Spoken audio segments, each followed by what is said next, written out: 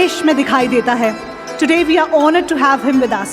Please स्वागत कीजिए श्री देवेंद्र फडणवीस जी का।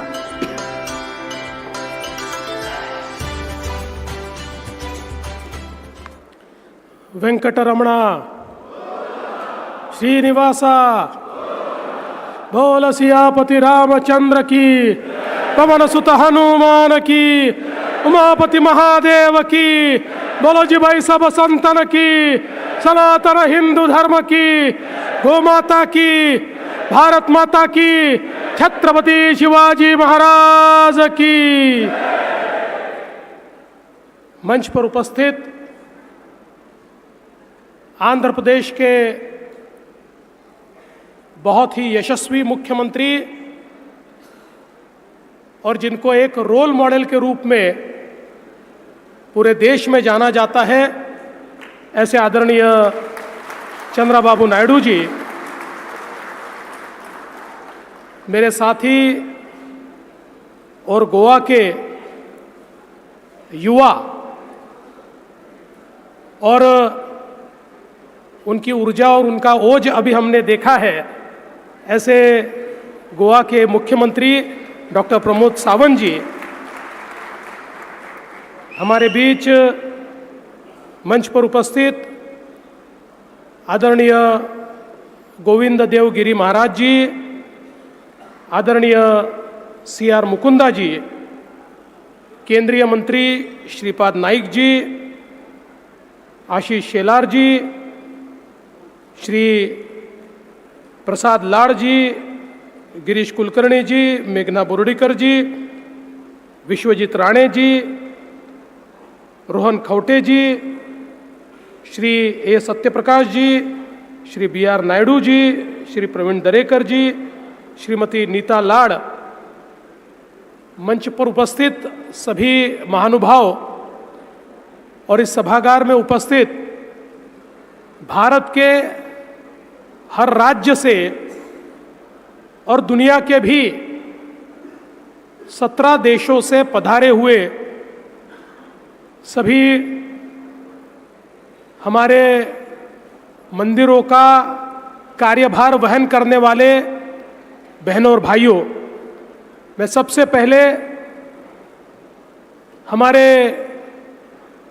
इंटरनेशनल टेम्पल कन्वेंशन की टीम को बहुत बहुत धन्यवाद देना चाहता हूं कि उन्होंने तिरुपति की इस पावन नगरी में ये दूसरा कन्वेंशन आयोजित किया और हम सभी को यह अवसर दिया कि भगवान बालाजी का दर्शन भी हम ले और देश में जो सबसे अच्छे तरीके से मैनेज होता है, जिसके प्रबंधन को लोग समझना चाहते हैं, ऐसे तिरुपति देवस्थानम को भी हम लोग जाकर दर्शन ले पाए। और ये भी मैं ऐसा मानता हूं कि एक बहुत अच्छा योग है कि ये जो कन्वेंशन हो रहा है,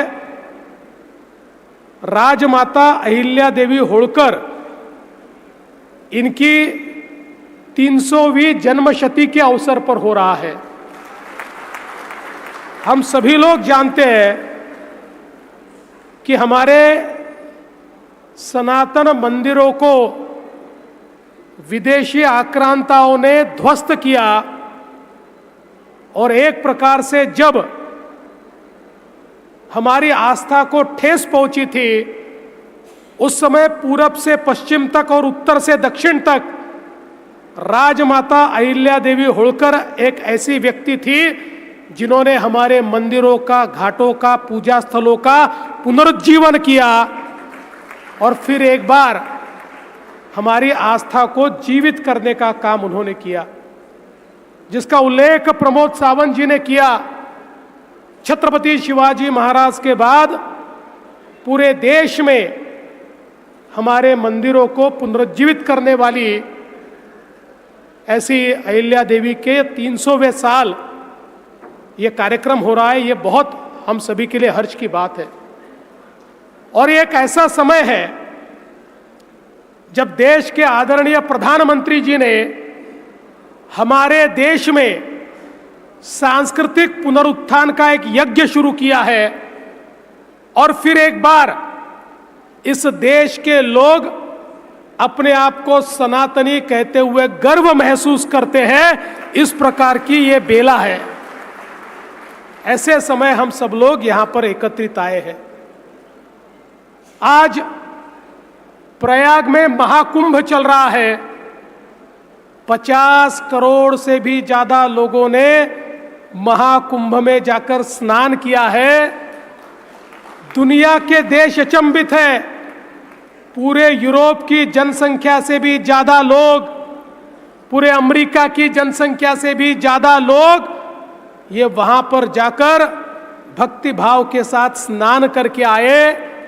और सबसे बड़ी बात हमारे सनातन की वहां क्या देखने को मिल रही है, कोई किसी को जाति नहीं पूछता, कोई किसी को भाषा नहीं पूछता, कोई किसी को प्रांत नहीं पूछता, कोई किसी को पंथ नहीं पूछता।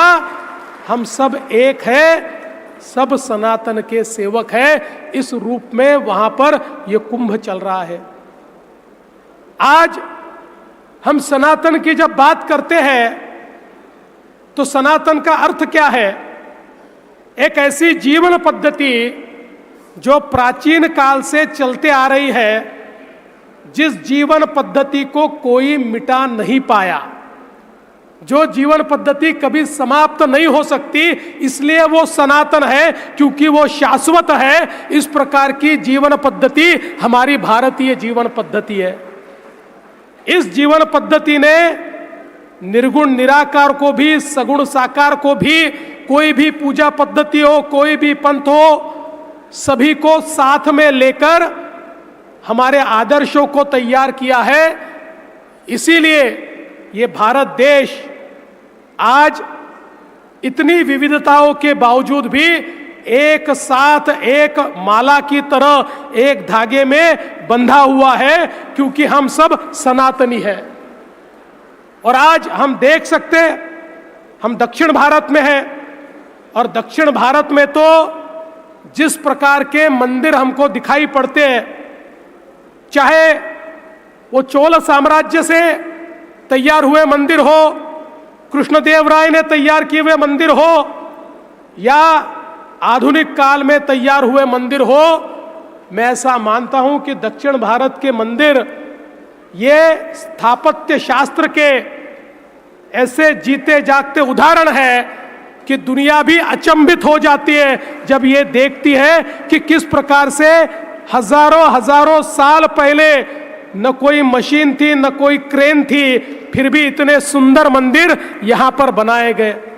और हमारे देश में कहीं पर भी जाइए, आप ईस्ट में चले जाइए, आप पश्चिम में चले जाइए, आप पूरब में चले जाइए, उत्तर में चले जाइए, हम सभी को हमारे मंदिरों से प्रेरणा मिलती है। और इसीलिए ये आवश्यक भी है कि ये जो मंदिर है ये केवल आस्था के प्रतीक नहीं है, हमारे समाज जीवन का अभिन्न अंग हमारे मंदिर है।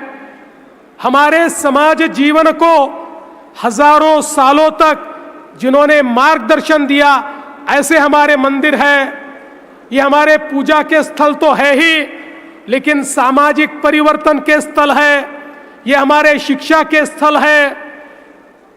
अंग्रेजों ने लिखकर रखा है कि जिस समय अंग्रेज मद्रास प्रेसिडेंसी में आए, उस समय मद्रास प्रेसिडेंसी में जो मंदिर हुआ करते थे, इन मंदिरों में 50,000 संस्कृत विद्यालय चलते थे और पूरे इंग्लैंड में केवल 2,000 ग्रामर स्कूल उस समय थी।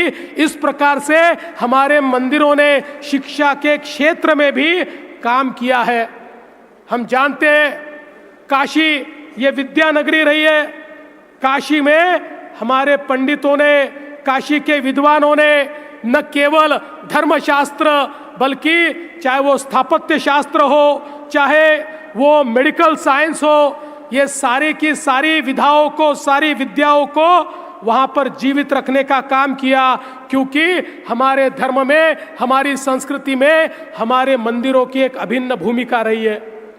और इसी के चलते आज हम लोग जब इस टेम्पल कन्वेंशन में बैठे तो मैं बहुत बधाई दूंगा जिन 10 बिंदुओं के ऊपर ये टेम्पल कन्वेंशन काम कर रहा है, क्योंकि एक बड़ी अर्थव्यवस्था भी हमारे मंदिरों के माध्यम से होती है। एक सर्वे कहता है हमारे 55% भारतीय ये केवल धर्म के लिए पर्यटन करते हैं, केवल धर्म के लिए पर्यटन 55%। तो समझ लीजिए कितनी बड़ी अर्थव्यवस्था को एक प्रकार से गति देने का काम हमारे मंदिरों के माध्यम से होता है। और उसके साथ साथ यहाँ पर जहाँ एक और अर्थव्यवस्था का विषय है, वहीं हमारे मंदिरों का व्यवस्थापन उचित तरीके से हो, वो श्रद्धा के केंद्र तो बने रहे, लेकिन साथ साथ समाज को एक साथ मिलकर समरसता के केंद्र भी हमारे मंदिर बने। जो हमारे CR मुकुंदा जी ने कहा कि हमारी सबसे बड़ी जीत वो होगी जिस समय हमारे मंदिर ये जैसे सनातन के समय, पुरातन के समय समरसता के केंद्र हुआ करते थे, वैसे ही समरसता के केंद्र हमारे मंदिरों को बनाना, ये भी हमारे टेम्पल कन्वेंशन की एक बहुत अहम इस प्रकार की भूमिका होगी।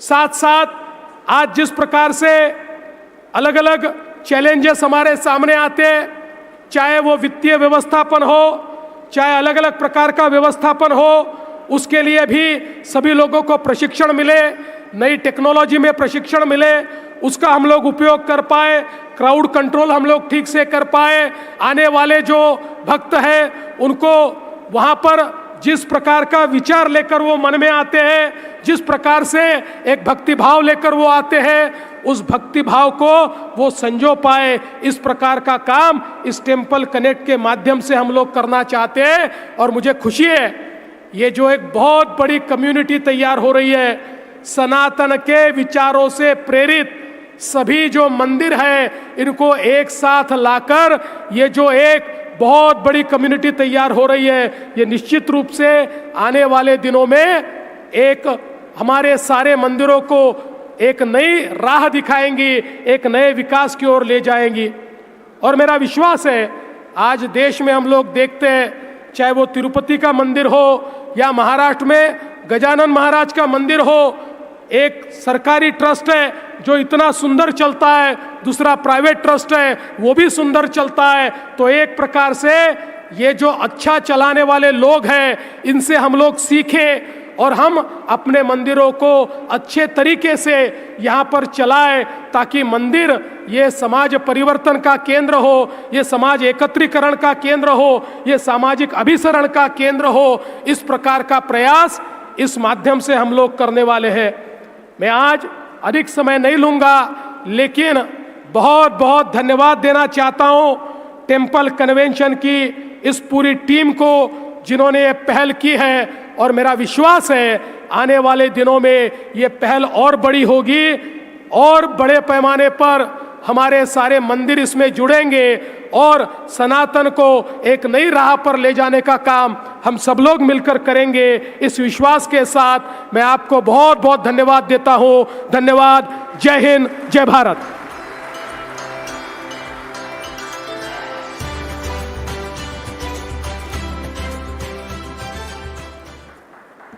Thank you to Honorable Chief Minister Maharashtra Shri Devendra Fadnavis ji for sharing your vision with us today. सांस्कृतिक संस्करण और विकास का जो मेल बंधन आपने किया है वो हम सबको एक बेहतर कल प्रदान करेगा। Your leadership continues to be the beacon of progress and innovation, and we are immensely grateful for your valuable contribution today. Ladies and gentlemen, let's have another round of applause for Honorable Chief Minister of Maharashtra Shri Devendra Fadnavis ji. Next, ladies and gentlemen, is the time to hear a very special address. अब मैं आमंत्रित करना चाहूंगी माननीय आध्यात्मिक गुरु एवं विद्वान श्री आचार्य